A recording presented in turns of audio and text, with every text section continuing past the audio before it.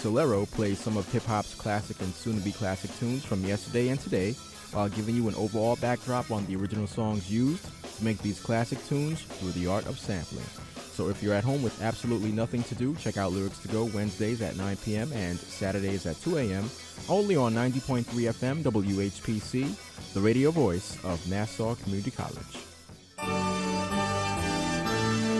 You got the touch! Tune in every Saturday morning at 9 a.m. and hear a program unlike any other. Join me, host Justin Greenberg, as I play music that I promise you're not going to hear anywhere else, and some hits that you'll be singing along to with as well. It's Saturday Rock, Saturdays at 9 a.m. on 90.3 FM, WHPC, the radio voice of Nassau Community College in Garden City, New York. Ooh, yeah! 90.3 FM, WHPC, from the Pressbox here every Monday, 10 a.m. to 11 a.m. And joining us on the phone is noted Sound like a bit of exertion. I had to reach over for the book. I want to make sure I get the title right, because cow. every book now has a regular title and then the long title for the search engine. The book is called Yankee Doodles, Inside the Locker Room with Mickey, Yogi, Reggie, and Derek, written by Phil Pepe, longtime legendary writer in the New York area, Daily News for many years, and God knows how many books. Phil, welcome back to From the Pressbox, and thanks for rejoining us. Always happy to be with you guys. Phil probably knows how many books. How many is it, Phil? It's 58 or 59. I'm really not sure. It's a lot. I can see how you might lose track at that point. We should call him a prodigious author as well, I guess. There you go. And Phil, Tim has a first question, actually, because it involves, we cover everything in this show. Oh, we're doing the Hall of Fame first? It's a great question. It's a great question, because you used to be the president of the Baseball Writers Association. So Tim has a question about it. All right, we'll do this first. I thought we were going to ease into the interview. I guess not. Phil, I assume that you are aware of the changes that were made in the Hall of Fame voting process recently. Oh, I certainly am. It might affect me. I was going to say. I mean, I assume. First of all, I assume that you are a voting member for the Hall of Fame, and secondly, if from what I've heard is correct, that you might be losing your vote. Right. I have been a voting member right up until this year. Now, I'm no longer active, but I'm not covering games, let's put it that way. Right. But I am active in the sense that I run the Baseball Writers Dinner, New York Baseball Writers Dinner. So as a result of that, I have to stay up on what's going on. And I have been on several old-timers committees, veterans committees for the Hall of Fame. So those things, I've been told, might save me, and I can continue to vote. I have been an honorary member. I'll have to become an active member again, even though I'm not covering games, but I will have an active membership card, which will entitle me to continue to vote. I understand why they're cutting back. There are a lot of guys who are long retired. They don't even live in the same area where they worked. They've moved down to vacation or retirement places, and they don't stay up with the game, and their vote is really wasted. So. But I feel, and there are several of us, many of us, who continue to maintain a connection to the game, an interest in the game. I watch a game every day. I watch more than one game every day. I've got a television. I don't go to the ballpark because I prefer to stay at home and cherry pick what I want to see. So you probably watched that Cubs-Dodgers game last night. I did, as a matter of fact. There was a no-hitter for anybody who doesn't know. Jake Arrieta threw a no-hitter last night. And I'm involved in a pool in which I had Jake Arrieta, as a matter of fact. Nice. Way to go, Phil. So, yeah, I stay involved. My grandson plays minor league baseball. I stay involved because of him. I know what's going on in the minor leagues. So I feel like, and I shouldn't be the one to make this decision, but I feel that I still am relevant. I still stay in touch with the game, and my vote is not wasted. See, now that's the kind of the problem that I have, because to me, I always regard baseball writers, maybe more than any other sport, as being people who really love the game. And that it's not just an assignment for them; it's actually part of their life. Because people don't become baseball writers. I don't think the general public understands how much work a baseball writer does, and especially today, you're talking about. God, 10 hours is a short day at the stadium. So it really needs to be something that you love to do. Otherwise, you're going to get burnt out on it in a couple of seasons. And exactly. The travel, it's in itself is that 162 games. You're on the if you cover every game, you're on the road for 81 of those games, and being a baseball writer has destroyed a lot of marriages. For I sure. can tell you that. For sure. Because you're gone so much, and like I said, if you're at the stadium, because I remember when I covered baseball, and I would get home at 1:00 in the morning. Oh, absolutely. After a night game, that was common, if not later. And I was single at the time. I can imagine. I mean, you had a wife. I mean, you get home, she's going to be asleep. So when are you seeing your significant other? It's almost like two ships passing in the night, and that's obviously not good for a marriage. Well, I have 4 children. I think, and I'm trying to recall, 2 of them were born while I was on the road. Oh, wow. I mean, it was part of your lifestyle. It was just something that you did. And there are many examples of baseball writers who left to become football writers because the traveling was a lot easier. Yeah, and the one home game life a week. Was yeah. I always maintain that the football beat was the easiest beat for a writer to do.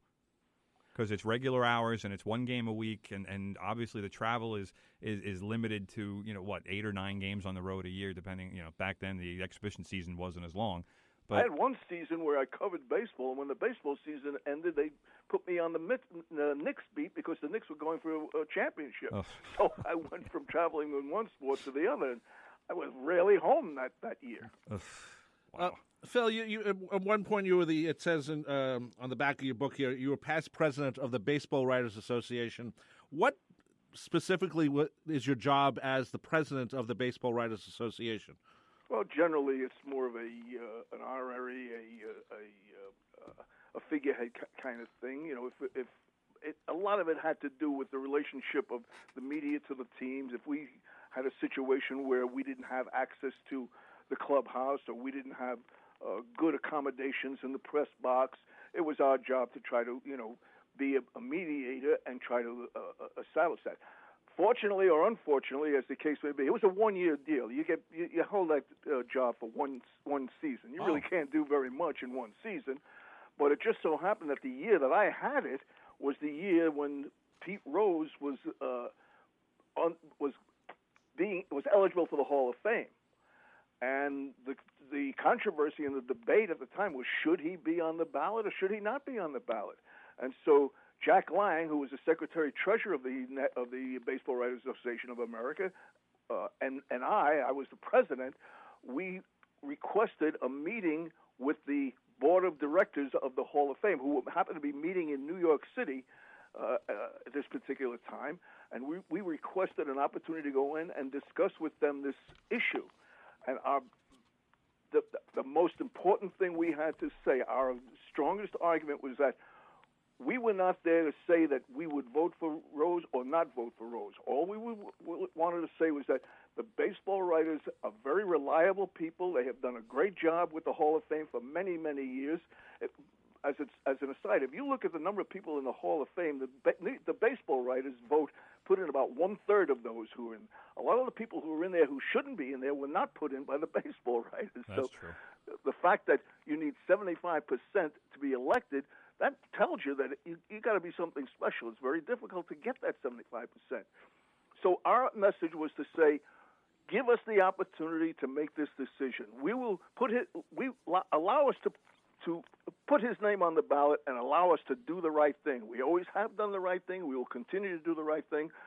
I'm not saying we would vote for him or not vote for him. I don't know the answer. But all I'm telling you is that we are the kind of people who are very responsible who would do the right thing. And we argued and they listened, but they rejected our proposal. Okay, well, that leads to the question, though. Do you think Pete Rose belongs in the Hall of Fame? I don't have to answer that. I don't have to answer because he's not on the ballot. I mean, I probably don't even know. I've vacillated on that many, many times. I don't know. I'd have to be confronted with that ballot and with that decision. At the time, I don't know what my mood will be. At the time, I have to. Yeah, does he belong? Of course he belongs because of what he accomplished on the field. Should he be excluded because of what he accomplished what he did off the field? I really don't know the answer to that. We're going to run into the same thing with the steroid situation. For sure. Does Alex Rodriguez belong in the Hall of Fame? His record says so. Does Barry Bonds belong in the Hall of Fame? Does Roger Clemens? They would be no-brainers if it wasn't for the steroid situation, and my opinion on that changes. I think in some I will tell you this: I voted for Barry Bonds and I voted for Roger Clemens, but I did not vote for Palmeiro. I did not vote for Mark McGuire, and several others who were accused or who were known to be steroid users. Sammy Sosa. I didn't vote for him, but I did vote for Bonds and Clemens because I thought that they were already Hall of Famers before the steroids issue.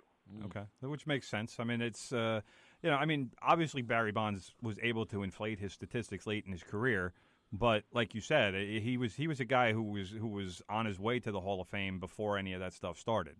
There's no right or wrong answer here. Yeah. I mean, it's a matter of opinion, and I take it very seriously. And my opinion was that Barry Bonds deserved to be in it even before he hit 700 home runs. Right. And that, I mean, to me, I've always maintained, and I know what Pete Rose did with the gambling obviously goes against every basic fundamental of baseball, but I've always maintained that the guy is your sport's all-time hit leader. How can you not have him in the Hall of Fame in some way, shape, or form? There is no question that he gave 100% every time he stepped on the field. He didn't do anything to abuse to besmirch his reputation as a player. What he did was a sickness that occurred when the game was over or when he was no longer playing. I don't even know whether he might have been gambling when he was a player, but there was never any question that he put out 100% every time he played. I mean, the man was insatiable as far as he would play a doubleheader, and after the doubleheader, if he didn't like the hits, the swings he took, he'd go in a batting cage for hours after a doubleheader. It was remarkable. And as a matter of fact, he's one of my favorite people of all time to interview. He was a great interview. He was a guy who cared about the history of the sport. When he was chasing Ty Cobb's record, he managed to learn. He made it a point to learn as much as he could about Ty Cobb so that he could just talk on that subject. I mean, he's remarkable. He wasn't a guy who read, wasn't a very book-learned person, but he managed to. I read an article he wrote about. He was quoted as talking about Derek Jeter. He knew everything about Derek Jeter. How many hits he had, how many hits he would have to average the in the number of years he has left. How many years it would take him to break Rose's record. I don't know where he got all that stuff. He's just amazing. Pete always wanted to know who was chasing him.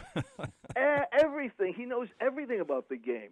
But he gambled, and it was a sickness, and why he did it, and whether he still who knows? I don't know. But there's never been any question that if his name appeared on the ballot, I think enough people would have voted and he would be in. Yeah, and I know Pete has said probably more than once that, when you talk about, quote unquote disease and obviously gambling addiction is an addiction just like anything else. He said if I was on drugs, I'd be in the Hall of Fame right now. But because it was a different addiction, it could wind up. I mean, he might not ever get in the Hall of Fame.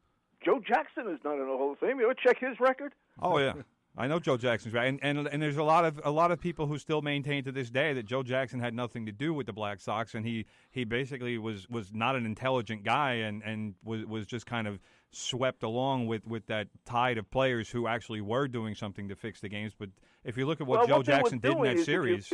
If you read the book and saw the movie, what they were doing was getting back at the owner, Comiskey, because he was a tightwad. He wouldn't give. He made promises and was going to give them bonuses.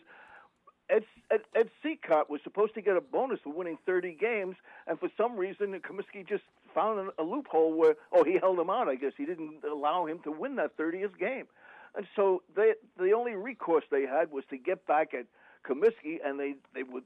Not making much money, they saw this opportunity to hurt him and to put money in their pocket. So that's the reason they did the scandal. Right. But Joe Jackson probably didn't even know what he was signing. All he knew was that he was going to collect $10,000 or something, which was a lot of money.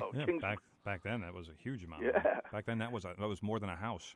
Guy's the third leading hitter in baseball history. His lifetime batting average is the third highest in baseball history. wow. I mean, how could he not be in the Hall of Fame? But didn't he hit something like 400 in that series as well? He hit very well. He picked his spots. Yeah, I mean, it's I don't know how you can say.